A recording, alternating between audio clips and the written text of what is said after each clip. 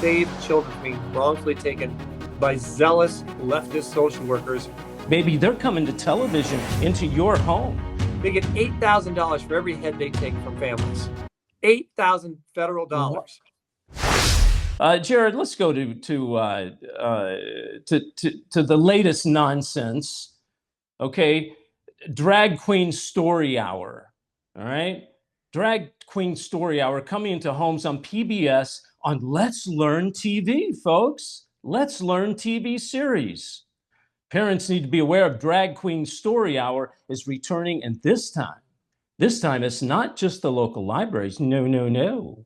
Baby, they're coming to television, into your home through public television, maybe? Daily Wire reports that New York City Department of Education and public media company, the WNET Group, are partnering together with a new education television program called Let's Learn, which is geared toward kids, now listen to this, 3 to 8 years old. 3 to 8 years old. One of the latest episodes of the program features a drag queen named Little Miss Hot Mess, and she's the host. The drag queen reads and dances to a book that he or she wrote, entitled "The Hips on the Drag Queen Swish, Swish, Swish," which is played on classic nursery rhyme themes. Are you kidding me? This is insane. And people are, let me tell you why people are allowing this. Because the Christians, the church, the watered down, lukewarm church, has not stood up. They played this counterfeit game of let's go to church every Sunday and let's preach to the choir. Well, that ain't happening now. Folks, David Heavener Live, it's so good to be with you every Monday night, 7 p.m. Brad, I want to ask you about parents. There's so many parents now taking hits. They're so afraid. We homeschooled our kids, and there was a time, especially in California, where we were heading for the hills because they were coming after homeschoolers. It's in so many directions. What do you see as the biggest assault right now on parental rights? Well, it's on several fronts. First, we hit on social workers taking children. We've seen that's increasing more and more. The Department of Health and Human Services, in a study not that long ago, declared that it's actually better for children to be in a moderately abusive home than to be taken from families and put into foster care. Just statistically, children are actually better off. And yet the reason they're taking kids, it's not because the kids have bruises and are being hit in the face by their mom or their dad, or are not being fed. What we've noticed, we have a number of case examples where they tried to take the child because the child said the 13-year-old says she wants to change her gender. She wants to be a boy, and the parents aren't willing to applaud that. The parents saying, no, you need to get counseling. We're not going to salute that. We had a case involving like a 16-year-old girl wanting to be a boy. And we went into juvenile court, and they were going to do the procedure. They were going to take the child away. And we were able to prevail in the case. And the girl at the end of the day said, actually, I think I changed my mind. I think I still want to stay a girl. That's the kind of tragedy we're seeing implemented throughout California. We're going to see blue states across the country adopt those kind of policies. They call it also religious abuse, where you have parents and families with beliefs that don't go along with the sexuality, the sexual lifestyles, or the gender identity that their young 12 or 13-year-old or 8-year-old are espousing. It's very concerning, and it's unfortunately becoming very dangerous in some states like California to raise a family.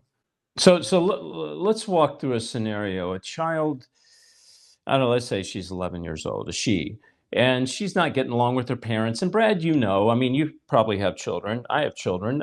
We go through stages of we just don't get along with our parents. That's just kind of the way it is, But she's not getting along. Why? Because she's been told that, well, maybe she would like to be a boy. Okay. Or she was told that, this religion, this church, mom, dad, that you're dragging me to is almost like a cult because you're coming against my sexuality, my right to be a boy, right? So she goes to school. she starts talking to kids, and she hears about how she can go talk to a counselor there at school. The counselor listens to her problem. The counselor reports her to a specific organization, whatever. Is this kind of the way this thing plays out? Yeah, that's exactly how it plays out. In fact, children who are in public school are very much more vulnerable just because of that. The teacher will hear the girl talking to some kid about wanting to maybe change her gender or wanting to come out, so to speak, and about their homosexual feelings, and then turn it into a lifestyle. Teacher reports it to the school counselor. School counselor calls a social worker. Social worker spontaneously will take the child and do subsequent interviews with the parents. Unless the parents know what to say, they lose that child. We've given emergency counsel that have saved children from being wrongfully taken by zealous leftist social workers. And mind you, they get $8,000. That little county agency for a social worker agency, they get $8,000 for every head they take from families. $8,000 federal dollars. That's right in line with COVID. Every time you report a COVID case with the hospital, they get 25 grand. You're telling me the Department of Social Services gets $8 grand. They're headhunters for every child that they recruit. Right. And I've talked to social workers who are Christians who said, they're upset because they're told they're not taking enough kids, not meeting their quotas, so to speak. So, and it's very aggravating for them because they realize there's some great families and they don't want to take the kids from great families. So that's one of the problems. Now we have an excellent resource on our website called 12 Steps to Protect Your Children from CPS or Social Workers. It's a free resource on our website, pji.org.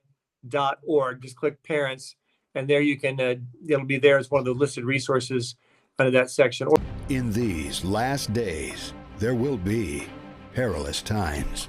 People will worship false gods, lying signs and wonders.